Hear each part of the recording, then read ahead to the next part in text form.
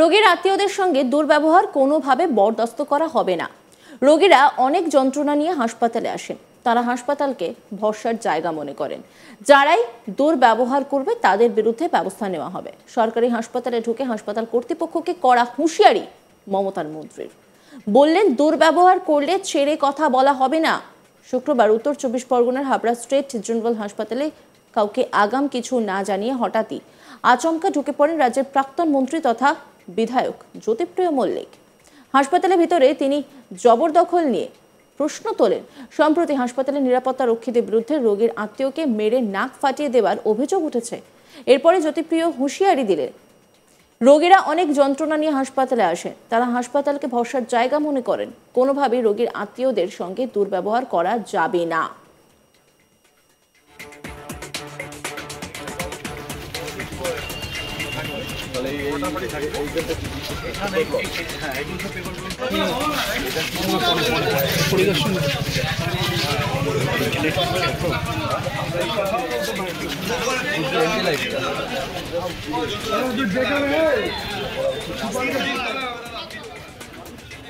হাসপাতাল সুপার বিবেকানন্দ বিশ্বাসকে পাশে বসিয়ে বিধায়ক নির্দেশ দেন, রোগীর আত্মীয়দের মারধর করার ঘটনাটির তদন্ত করতে হবে, দোষীদের বিরুদ্ধে প্রয়োজনীয় ব্যবস্থা নিতে হবে। কি বলেছেন তিনি, শোনাবো আপনাদের। মারধর হসপিটালে আমি তারপরেই ফোন করেছি। আমি যে কোনো মিডিয়ার মাধ্যমে আমি দেখার পর আমি দেখেন চেয়ারম্যানকে ফোন করেছি, আমি সুপারকে ফোন করেছি। আমি বললাম কোনো রুগীর কাছে সে দুর্ব্যবহার করলো, তাকে মাথায় ঠান্ডা করে রাখতে হবে। সে রুগী, তার মাথাটা খারাপ থাকতেই পারে, তার প্রতি দুর্ব্যবহার করা যাবে না।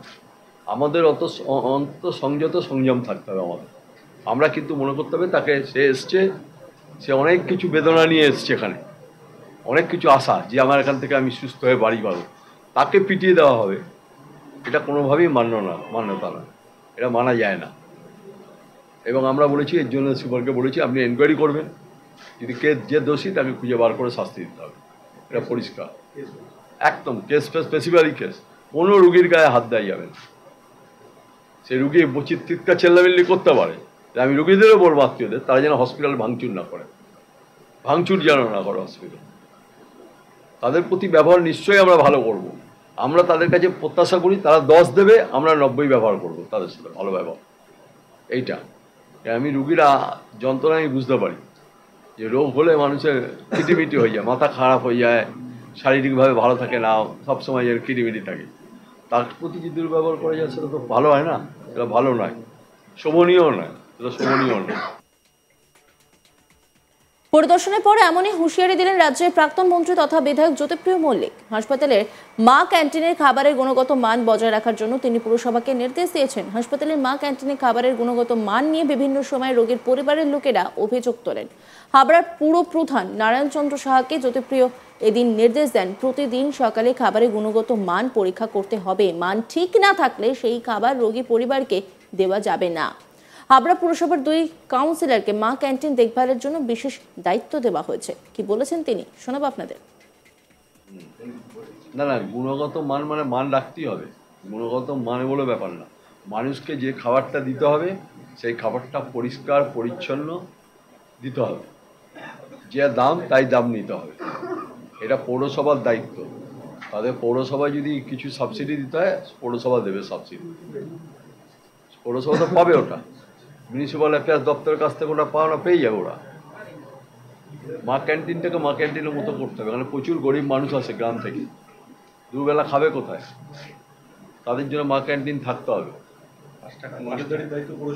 একদম পৌরসভাকে আমি আজকেই বলেছি, এটা আজকে বলবো বলে এটা এজেন্ডা আছে আমার, তুমি বলে দিলে আমাকে আগে, এটা মানে এজেন্ডা আছে।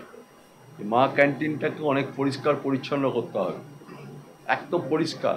লোকের প্রথমেই ঘরে ঢুকে যদি ইমপ্রেশন হয় যে পরিষ্কার জায়গা, আমি খাবো এখানে বসে, আর যদি অপরিষ্কার হয় মানুষ খাবে না, সে বাইরে গিয়ে একটা অনেক পয়সা দিয়ে তাকে খেতে হবে বাইরে, সেইটা পরিষ্কার করবে, কেন এরা মিউনিসিপ্যাল অ্যাফেয়ার্স থেকে পয়সা পাবে। এভাবে তো মা ক্যান্টিন চলছে, সারা বাংলায় চলছে, প্রায় 500-এর উপর ক্যান্টিন চলছে আমার, 500 সুতরাং এটা পৌরসভা করবে নিজে। আর হসপিটালে আমরা এই পরিষ্কার রাখার জন্য কতগুলো লোক দিয়েছি, 18টা লোক দিয়েছি, কিন্তু তারা প্রপারলি কাজ করতে হবে, তালুকদারকে ডাকতে হবে।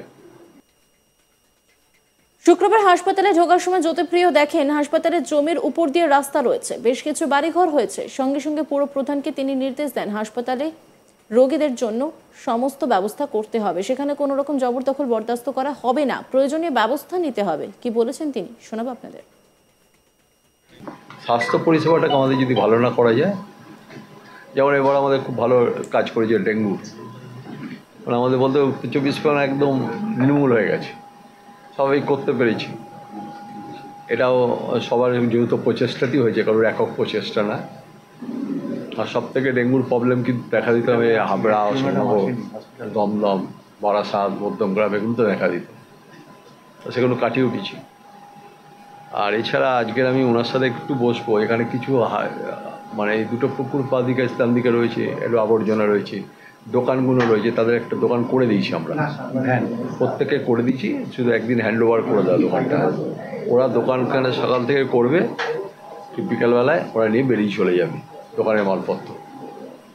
মানে কেউ এখানে জবরদখল মতো করে বসে থাকা যাবে, খেলা টাইপের করে দিয়েছি আমরা। নিজেরাই গাড়ি বানিয়ে দিয়েছি, 15টা না 16টা দোকান ছিল, 15টা গাড়ি বানিয়ে দিয়েছি আমরা, ওদের দিয়ে দেওয়া হবে। এবং যদি ইনিশিয়ালি যদি ওদের কিছু খরচও দিতে হয় টাকা, সে খরচও আমরা দিয়ে দেবো ওদের, মানে ওদের সংসারটা যাতে চলতে পারে সেটা ব্যবস্থা করবো। আর হসপিটালের ভেতরে প্রিমিসেসের মধ্যে দিয়ে কাউকে চলাচল করা যাবে না, মানে যেটা জবরদখল একটা মস্ত সমস্যা। হ্যাঁ, সেটা করা যাবে না। আমি কেন হসপিটালে আমরা একটা গেট করেছি, এবার তার পাশে দুটো পায়ে ছোটো গেট করছি। এই বড় গেটটা বন্ধ থাকবে, যখন অ্যাম্বুলেন্স আসবে তখন এই বড় গেটটাকে বসে থাকবে, তখনই খুলে দেবে বড় গেটটা, চেনটা খুলে দেবে, অ্যাম্বুলেন্সটা ঢুকে যাবে, কি অ্যাম্বুলেন্স বেরোবে এখান থেকে স্বাভাবিক।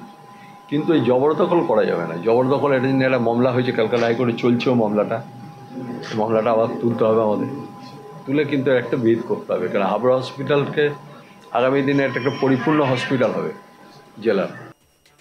বারাসাত জেলা হাসপাতাল মেডিকেল কলেজে উন্নীত হয়েছে, এবার হাবড়া হাসপাতালকে জেলা হাসপাতালে উন্নীত করার পরিকল্পনা শুরু হয়েছে। সে ব্যাপারে জ্যোতিপ্রিয় বলছেন, বারাসাত হাসপাতাল মেডিকেল কলেজ হাসপাতাল হয়ে গিয়েছে, হাবড়া স্টেট জেনারেল হাসপাতালটি জেলা হাসপাতাল করা হবে, তার জন্য নতুন ভবন নির্মাণ করা হয়েছে। সঙ্গে অশোকনগর স্টেট জেনারেল হাসপাতালের একটা বড় অংশ জুড়ে দেওয়া হবে।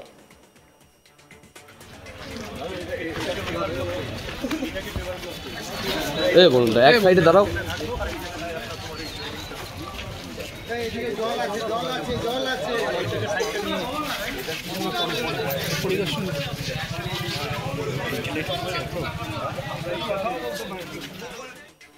অন্যান্য খবরের আপডেটের জন্য অবশ্যই নজর রাখুন আজ তাক বাংলার ইউটিউব স্ট্রিমিংয়ে। লাইক, কমেন্ট, শেয়ার এবং সাবস্ক্রাইব করতে ভুলবেন না।